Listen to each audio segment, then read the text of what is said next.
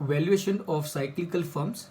In case of cyclical firms, basic aspects remain the same as for the other entities valuation.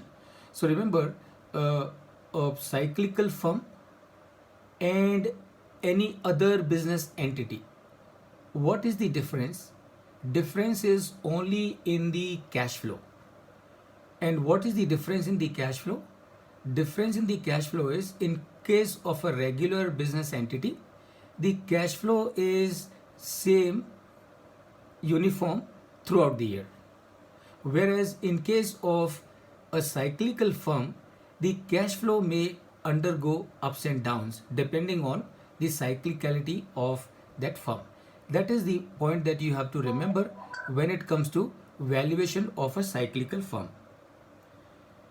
Care will need to be taken in estimating future cash flows, because the variation in the cash flow has to be factored into your cash flow projections.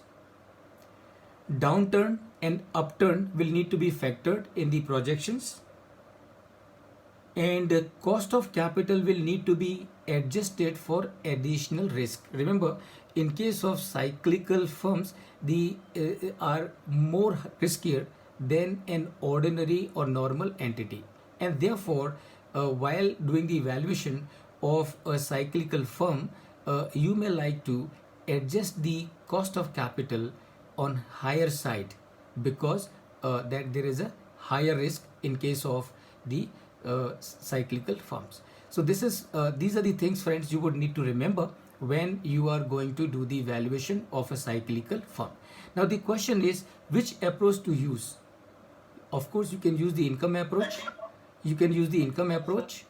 You can use the market approach also, assuming that when you are doing the evaluation of this cyclical firm, this cyclical firm is a going concern. And since it is a going concern, you will carry out the evaluation using the income approach or using the market approach. But in case if the company is going in for liquidation, in that case, what you would do, you will not use the income approach for obvious reasons or the market approach for obvious reasons. What you will do, you will use the cost approach, as we have discussed already, and this is how you will do the valuation of a cyclical firm.